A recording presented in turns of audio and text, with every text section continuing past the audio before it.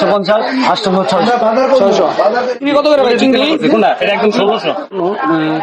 যদিও 1600 সম্পূর্ণ ডিমওয়ালা চিংড়ি। বন্ধুরা এই হচ্ছে টাকা। আজকে যাচ্ছি বাজার করার জন্য। এখানে আছে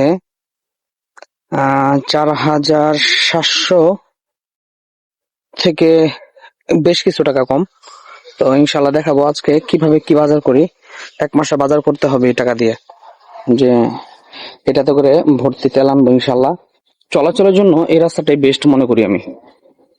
তো দেখেন অবশ্যই আজকে যাবো আমাদের ঐতিহ্যবাহী যে স্থানটি বাজার, সেটা হচ্ছে ফতুল্লা, নারায়ণগঞ্জের মধ্যে বিখ্যাত। আমাদের যাতায়াতের জন্য এই রাস্তাটাই, সেটা হচ্ছে এতিমখানা রোড। দেখতে পাচ্ছেন এখানে আমরা দাঁড়িয়ে আছি অটোর জন্য। আমরা তো না, আমি একাই দাঁড়িয়ে আছি। বেশ কিছুক্ষণ অটোর জন্য দাঁড়িয়ে থেকে এই যে অটোতে উঠছি এখন।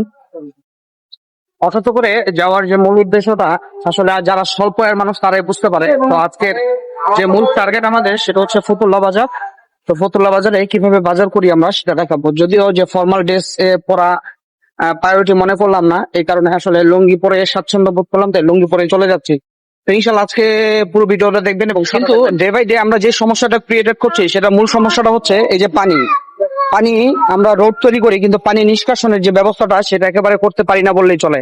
এই হচ্ছে চলাচলের মূল কেন্দ্রবিন্দু আমাদের, সেই পঞ্চবটিতে আমরা চলে আসছি। এইখান থেকে 5 টাকা বা 10 টাকা নিবে অটো ভাড়া ফতুল্লা যাওয়ার জন্য। তো সেই পন্থাটা অবলম্বন করব। আর একটা যে বিষয়টা পরিলক্ষিত করার জন্য বলছি, সেটা হচ্ছে এই ফ্লাইওভারে কাজ করার জন্য এই রাস্তা জ্যামজট এবং সমস্যা ক্রিয়েটেড হচ্ছে। এটা হচ্ছে মূল বিষয়। এই কারণে আমরা একটু ভোগান্তির মধ্যে আছি।